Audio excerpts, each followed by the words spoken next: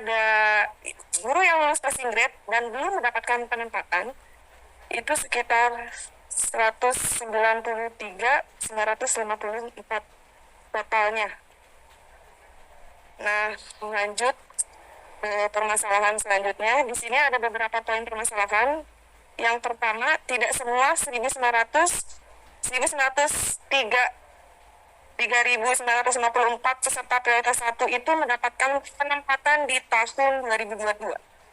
Mapel gemuk seperti PKWU, Bahasa Inggris, PPKN, PAI, PJOK, dan lain-lain itu tidak mendapatkan penempatan dan diberikan kebijakan untuk turun prioritas yang sebenarnya itu bukanlah solutif. Beberapa Pemda tidak maksimal dalam pengajuan kuota untuk P3K guru di tahun 2022, seperti Provinsi Jawa Barat dan Lampung Selatan. Nanti ini saya akan bahas ya dua sampel Pemda Jabar dan Lampung Selatan untuk masalah anggaran P3K tahun 2022.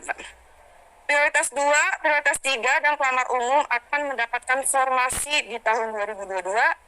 Dan yang terakhir, hasil pengumuman SSCASN per 31 Oktober tahun 2022 terdapat beberapa pelanggaran Permenpan RB nomor 20 tahun 2022. Lanjut.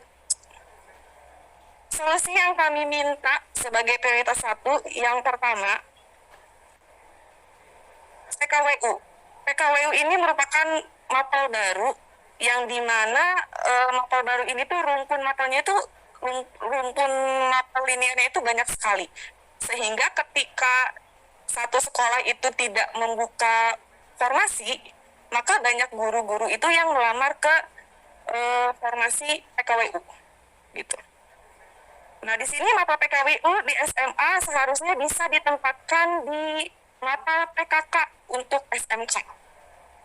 Atau misalnya kita minta untuk kembali ke jurusan ijazah awal tanpa ada turun prioritas.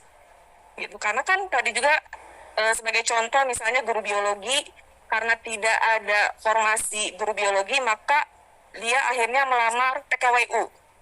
Jadi semuanya itu numpuk di PKWU. Jadi saya minta gitu ya, harapan kami yaitu guru yang ijazahnya itu linear dengan mapelnya itu udah dikembalikan lagi aja ke jurusan awal gitu. Yang kedua, di sini mapel bahasa Inggris. Mapel bahasa Inggris selain di SMA harusnya memperhitungkan juga penempatan di SMK. Dan yang ketiga, berikan kebijakan prioritas 1 bahasa Inggris SMA bisa linear ke jenjang bahasa Inggris SD dan SMP. Pertimbangkan juga dari kurikulum Merdeka. Yang keempat, di sini ada bahasa Arab. Guru bahasa Arab yang mengajar di SD, ijazahnya tidak linear dengan PAI, mohon untuk dilinearkan. Dan yang terakhir, ini prioritas 1, disabilitas. Prioritas 1 disabilitas juga turut mencerdaskan anak bangsa ya Bapak Ibu. Jadi seharusnya prioritas disabilitas ini tuh memiliki kuota khusus gitu, jangan disatukan kepada prioritas yang non disabilitas gitu. Karena bagaimanapun juga kan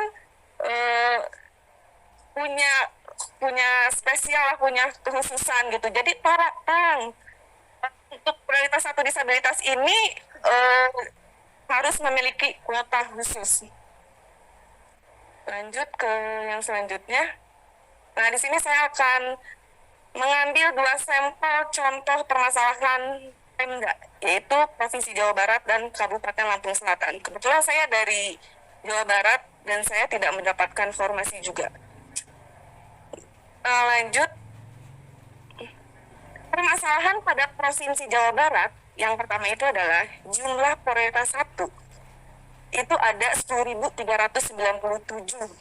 dan 17% ini adalah mata pelajaran PKWU. Nah, 10.397 ini adalah prioritas 1 yang kemarin lulus passing grade pada P3K tahun 2021. Kuota sisa pada rekrutmen ASN P3K guru di tahun 2021 itu sebesar 4.795 yang seharusnya itu diakumulasikan di tahun 2022. Dan DAU juga pasti sudah disahkan di tahun 2021. Informasi dari Kemdikbud di tahun 2022, Provinsi Jabar itu menetapkan kuota sebanyak 10.267. Dan di sini juga dijabarkan bahwa Pemda itu tidak boleh mengurangi kuota, tapi kalau menambah boleh. Dan hasilnya pada tanggal 13 September 2022, dan ini disahkan oleh Menpan RB, kuota Jawa Barat itu disahkannya itu hanya 3.800 saja. Sedangkan sisanya sebanyak 6.597 prioritas 1 Provinsi Jawa Barat itu terlunta-lunta. Bahkan ada beberapa guru swasta itu yang sudah tidak mengajar lagi, Bapak. Karena ada yang dipecat dari yayasannya, bahkan guru negeri juga ada yang tergeser oleh P3K tahun 2021. Jadi tolong dipertimbangkan. Contohnya ini di samping saya juga, dan teman-teman saya juga yang dari swasta juga, saya juga dari swasta. Teman-teman saya juga yang swasta itu banyak banget yang diberhentikan bahkan sampai diancam oleh yayasan gitu, dan dia tidak boleh mengikuti lagi P3K. Padahal P3K ini adalah untuk seluruh guru. Tetapi ada beberapa yayasan yang tidak mengizinkan guru tersebut untuk ikut P3K. Dan ini lagi, Panselnas ini membiarkan menurunkan kuota, ya. Bahkan dari DAU tahun 2021 gitu. Harusnya kan tidak boleh diturunkan kuotanya, kalau menambah boleh, tapi ini malah diturunkan. Tahun kemarin masih ada sisa 4.765, tapi sekarang cuma disahkannya 3.800, itu udah jelas-jelas turun, dan Panselnas malah meloloskan itu semua gitu. Dan ini Provinsi Jawa Barat yang terkenal luar biasa, terkenal juara, tapi hanya bisa memberikan 3.800 kuota dan 6.597 prioritas 1 itu pada terlunta-lunta. Tolong Bapak Dewan dipertimbangkan lagi. Jabar juara, ini slogan kami ya untuk guru-guru di Jawa Barat. Gimana ya? Jabar juara, guru belum juara. Pak, Jabar tega. Ya, Jabarnya juara.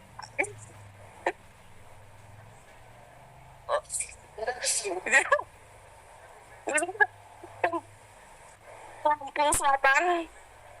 Nah, ya di sini Lampung Selatan itu jumlah prioritas satunya itu ada 727. Di kuota yang ditetapkannya itu hanya 70. Dan itu pun untuk PHK 2. Dan itu pun tidak selesai. Hanya 10%-nya saja. Jadi masih terlantung-lantung banget ini Lampung Selatan juga. Harapan teman-teman dari Lampung Selatan juga kita berharap itu bisa mengalokasikan lagi untuk 727 kuota prioritas 1. Lanjut, next slide. Nah, di sini ada temuan kasus pada pembukaan SSC ASN pada tanggal 31 Oktober kemarin. Yang pertama di sini sama-sama prioritas 1. Yang kedua sama-sama pada mata matematika. Dan yang ketiga sama-sama di instansi Provinsi Jawa Barat. Dan itu jenjang yang sama. Lanjut. Dan ternyata guru negeri tidak mendapatkan formasi, tetapi guru swasta di sini malah mendapatkan formasi. Dan ini tuh sudah melanggar Kemenpan RB nomor 20 tahun 2022 pasal 37 ayat 2 yang tadi saya sebutkan. Seharusnya penerimaan guru P3K ini kan diurut. Yang pertama itu kan PHK 2, guru negeri, PPG, dan swasta. Tapi pada kenyataannya, di sini malah guru swasta dulu yang mendapatkan formasi, tapi guru negeri tidak mendapatkan formasi. Jadi ini jelas-jelas ada pelanggaran pada Kemenpan RB nomor 20 tahun 2022 pasal 37 ayat 2. Saya juga mohon maaf ya berbicara seperti ini, bukan menyakiti para swasta karena saya juga dari swasta. Tapi di sini jelas-jelas ada pelanggaran dari Kemenpan RB, jadi harus diluruskan. Dan yang terakhir di sini ada tuntutan dan harapan kita, ya. Yang pertama kepada Bapak Dewan, tolong pertimbangkan untuk semua prioritas 1 menjadi ASN P3K maksimal di tahun 2023. Yang kedua, rekrutmen prioritas 2, prioritas 3, dan umum dilakukan setelah prioritas 1 100% terangkat ASN P3K. Jadi jangan ada formasi untuk prioritas 2 dan 3 atau umum. Selesaikan dulu ini yang prioritas 1. Ini juga korban kebijakan gitu ya. Terus lanjut ditinjau kembali nomor 98 tahun 2020 mengenai gaji dan tunjangan P3K daerah yang dibebankan kepada APBD. Harusnya 100% dari APBN. Dan ini kenapa dilimpahkan ke APBN? Karena ini kan hujat dari pemerintah pusat. Jadi tolong untuk dipertimbangkan gajinya itu 100% dari APBN. Harus sesuai dengan permentan RB nomor 20 tahun 2022 dan harus menyesuaikan sesuai domisili. Lanjut, tuntutan kita juga yaitu payung hukum untuk guru negeri dan swasta dan guru yang sudah lulus PG itu harus dibuat gitu ya, karena masih banyak sekali guru-guru yang sudah dikeluarkan dari sekolah dan dia tidak bisa mengajar dan dia itu menunggu pengangkatan P3K di tahun 2022. Ya, terus saya juga ingin bertanya gitu ya, sebenarnya penggajian ini tuh tanggung jawab siapa? Karena jujur ya Jawa Barat gitu ya, kita sudah audiensi dengan Pemda, Sekda, Kadisdik, makanya udah sama pusat juga, mereka sering lempar gitu, Ini sebenarnya penggajian tuh dari siapa? Kita juga jadi bingung gitu, jadi tolonglah jangan saling lempar gitu. Kita cuma guru, kita bukan bola pingpong, dan kita itu benar-benar ingin memperjuangkan hak kita gitu. Kalau misalnya nggak ada guru ya gimana negeri ini bisa maju? Benar nggak Bapak? Mengangkat guru juga mengurangi pengangguran. Saya sedih sebenarnya ngomong kayak gini ya, karena saya mendapatkan kuota juga. Saya korban juga, dan terutama saya tuh guru gitu ya, ibu saya juga guru, saya tuh benar-benar mengidamkan sosok guru gitu. Saya tuh benar-benar cita-citanya yang jadi guru, karena guru itu menurut saya tuh bukan hanya sebuah pekerjaan, tapi sebuah tugas yang mulia juga gitu. Jadi kalau guru itu work life balance lah gitu, jadi worknya jalan, life-nya juga jalan gitu. Jadi tolong dipertimbangkan untuk Pak Dewan. Terima kasih. Wassalamualaikum warahmatullahi wabarakatuh. Terima kasih Forum Guru Prioritas Pertama Negeri dan Swasta FGPPNS. Kemudian masih ada satu lah, betul ya? Kenapa? Siapa?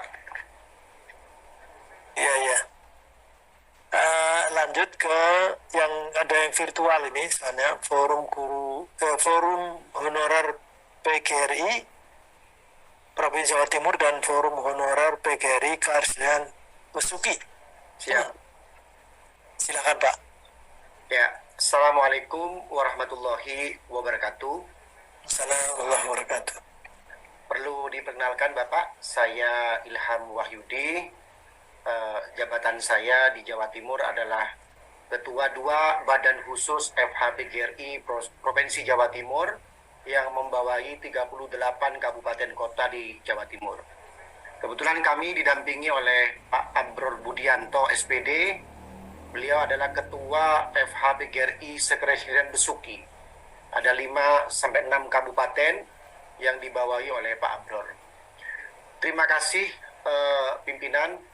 Kami ucapkan mewakili pesan Ketua PGRI Jawa Timur, mengucapkan terima kasih kepada Komisi 10 DPR RI Komisi 10 di Jakarta, seluruh anggota, wabil khusus para DPR RI Dapil Jawa Timur, ya, lebih khusus lagi kepada Dapil kami Jember Lumajang, yaitu Bapak Haji Muhammad Purnamasidi, ya, dan seluruh anggota DPR untuk Dapil Jawa Timur yang telah terus mendampingi kami di grup-grup WA. Beliau paham sekali terhadap keadaan kami sebenarnya, sehingga kami audiensi kami diterima oleh DPR RI dan diundang sore hari ini di rapat RDP ini. Selanjutnya saya ucapkan selamat sore juga kepada anggota saya di seluruh Jawa Timur yang hari ini nonton bareng ya, live streaming di seluruh Jawa Timur. Kami FHP-GRI akan menyampaikan permasalahan khususnya baik di Jawa Timur maupun pada khususnya di Sekresiden Besuki. Yang pertama, kami mengucapkan terima kasih kepada pemerintah pusat yang telah berencana ingin merekrut 781.844 guru ASN P3K di tahun 2022. Namun, karena belum maksimalnya formasi yang diajukan, yang diberikan oleh pemerintah daerah, hanya 319.618 formasi. Sementara masih ada sisa formasi 462.226 kuota yang belum diajukan oleh pemerintah daerah. Selanjutnya, berdasarkan laporan beberapa ketua FHP-GRI di kabupaten kota, baik di Kresien Besuki maupun di Jawa Timur, mereka khususnya prioritas satu adalah mereka yang lulus PG ini. Mereka hari ini sangat sedih, Bapak Ibu DPR RI, karena pada saat mereka membuka login SSC ASN, maka muncul kalimat mohon maaf, formasi pada instansi sudah tidak tersedia. Saya sebagai pengurus FHP-GRI merasa bingung karena sebelum ada pengumuman SSC ASN ini, mereka sudah ditempatkan, Pak. Mereka jadi guru. 15-20 tahun mereka jadi guru. Bagaimana mereka tidak bisa ditempatkan? Bagaimana sebuah sistem ini mampu mengatur hak hidup orang banyak? Mengapa SSC ASN ini mengatur kesuksesan seseorang? Kok bisa? Padahal di Dapodik hari ini di Jakarta, mereka tertulis mengajar di sekolah A sekian tahun di kelas ini, dan kami hari ini sedang berproses mengumpulkan berkas-berkas para teman-teman anggota kami di seluruh Jawa Timur yang sudah lulus PG tapi tidak ada penempatan. Mereka semuanya memiliki pembagian jam mengajar. Mereka bukan guru yang baru daftar jadi guru. Mereka bukan mahasiswa yang baru lulus. Tapi mereka adalah guru yang telah mengabdi buat negara ini puluhan tahun, tetapi dikecewakan oleh pemerintah dengan kalimat maaf tidak ada penempatan. Ini saya bingung, yang salah ini sistemnya atau yang bikin aturan. Oleh karena itu, di sini sudah tertulis, padahal pemerintah membuat peraturan Permenpan nomor 20 tahun 2022 pasal 37 ayat 1 bahwa pemenuhan kebutuhan P3K guru tahun 2022 didahulukan untuk pelamar prioritas 1. Oleh karena itu, saya mewakili seluruh teman-teman yang lulus PG hari ini, yang menonton suara kami. Kami tidak muluk-muluk, kami tidak mau menunggu 2023 lagi. Kami menunggu tahun ini 2022, seluruh anggota kami yang lulus PG, demi aturan Permenpan ini, mereka harus diprioritaskan menjadi aparatur sipil negara di tahun 2022 ini. Oleh karena itu, pemerintah daerah, pemerintah pusat harus duduk bareng. Kami berdua dan seluruh pengurus PGRI pernah audiensi. Saya sebut saja ini, Pak. Kebetulan dapilnya Pak Haji Muhammad Purnamasidi, yaitu Kabupaten Lumajang. Di Lumajang itu, Pak, yang lulus PG 1.129 orang. Tetapi Pak Bupatinya mengajukan formasi hanya 284. Sehingga 845 orang ini nangis, Pak, sekarang di Kabupaten Lumajang ini. Di Probolinggo ini ada 24 orang, Pak, yang belum mendapat penempatan. Di Bondowoso ada 26 orang lulus PG belum mendapat penempatan. Di Situbondo 320 orang yang belum mendapat penempatan. Di Jember 39. Di Pasuruan 44 orang yang lulus PG belum ada penempatan. Dan di Lamongan ada 71 orang. Dan masih banyak di kabupaten lain. Dan data ini telah mungkin dipegang oleh Kemendikbud. Oleh karena itu, kami meminta dan memohon, ya kami percaya bahwa DPR RI Komisi 10 lah pahlawan kami di pusat ini. Saya doakan Bapak Ibu satu Al-Fatihah kepada ribuan anggota saya, 38 kabupaten kota, untuk mendoakan seluruh keluarganya, Bapak Ibu Komisi 10, untuk selalu sehat, untuk tetap terus berjuang dengan sabar menyelesaikan nasib kami ini. Sekarang Pak, mau berbicara P2 atau P3, P1 saja tidak bisa selesai Pak. Mereka yang tidak lulus PG, mereka yang lulus PG, sampai kapanpun tidak bisa selesai Pak kalau formasinya tidak ada. Saya tanya kepada Pak Bupatinya, salah satu bupati menyatakan bahwa, mana uangnya Mas? Uangnya mana? Hanya ada kertas saja ini kertasnya, uangnya tidak ada. Lalu mau dibayar pakai apa? Sama dengan ketua forum tadi yang menyampaikan, saya bingung sebetulnya, ASN P3K ini siapa yang bayar? Para bupati mungkin khawatir dan takut untuk mengangkat sesuai dengan kuota yang diberikan oleh pusat. Dan mereka menganggap bahwa ASN P3K ini telah membebani dana DAU di daerahnya masing-masing.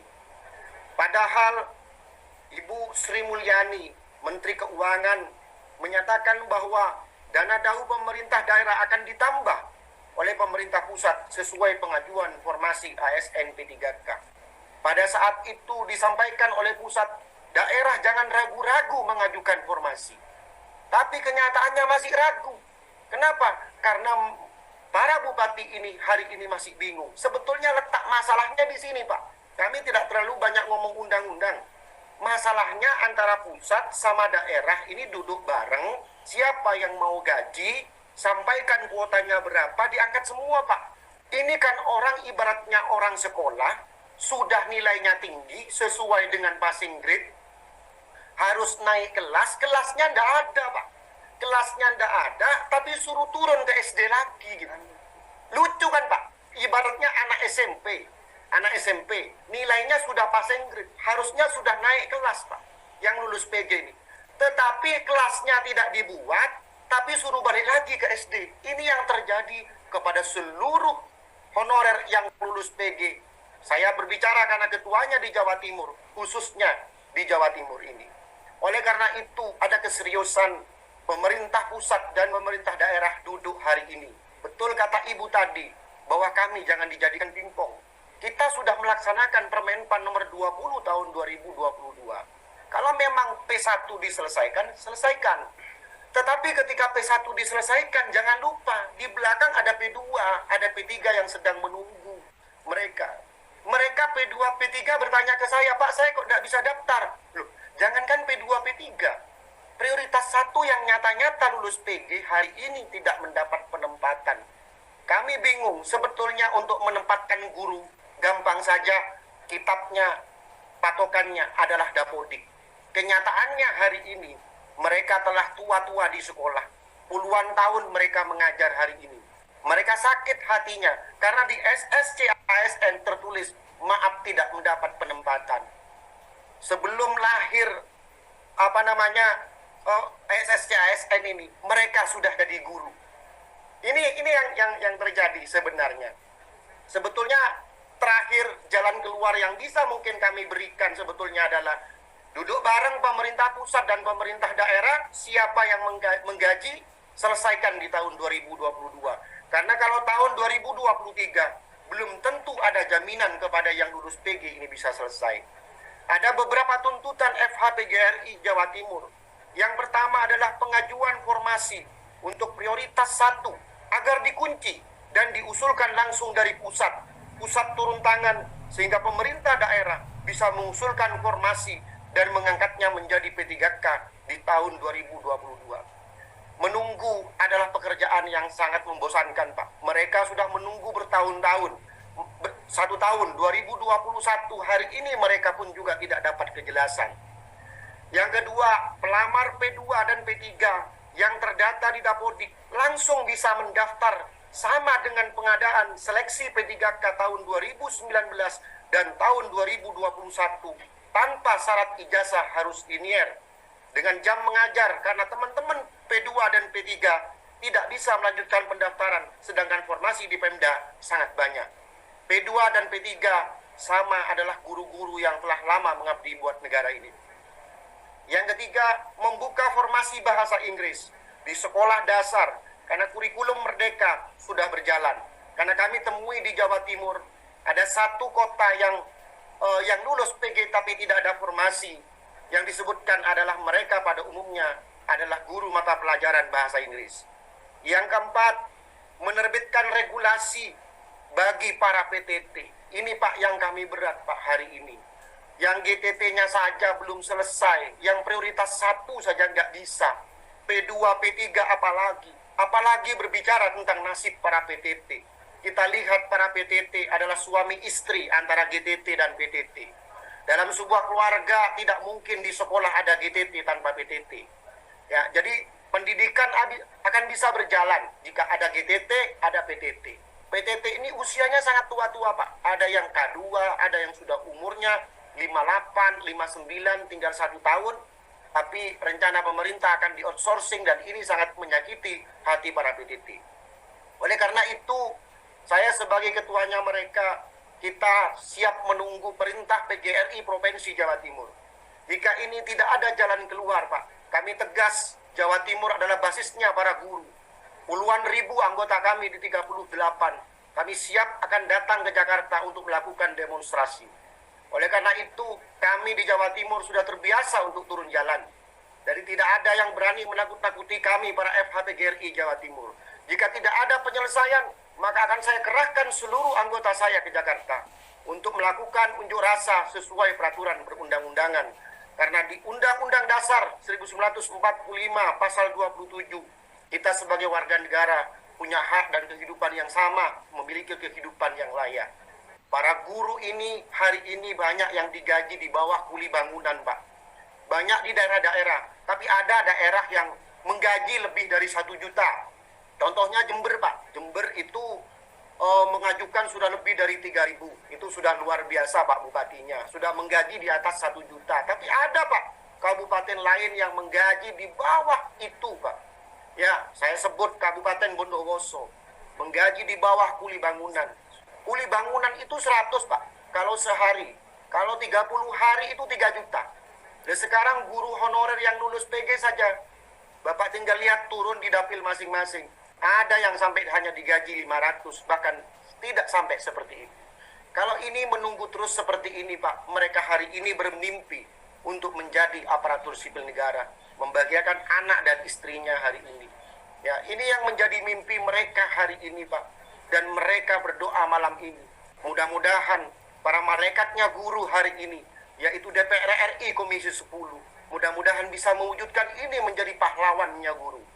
Saya nyampaikan kepada teman-teman DPR RI Komisi 10 yang berjuang buat guru di dapilnya masing-masing. Saya perintahkan kepada honorer untuk memilihnya lagi nanti di pilkada dan berikutnya, agar perjuangan ini bisa selesai. Karena tidak mungkin kita tidak bisa berpolitik. Guru berpolitik perspektif, Pak, bukan berpolitik praktis. Kita berhak memilih dan dipilih. Karena hasil dari politik ini adalah undang-undang kebijakan yang bisa merugikan atau menguntungkan para guru. Oleh karena itu, saya sebagai panglimanya guru di Jawa Timur hanya menunggu satu kalimat perintah dari Ketua PGRI Jawa Timur. Turun jalan atau tidak buat Jawa Timur. Selanjutnya, saya sampaikan kepada Pak Flor Budianto.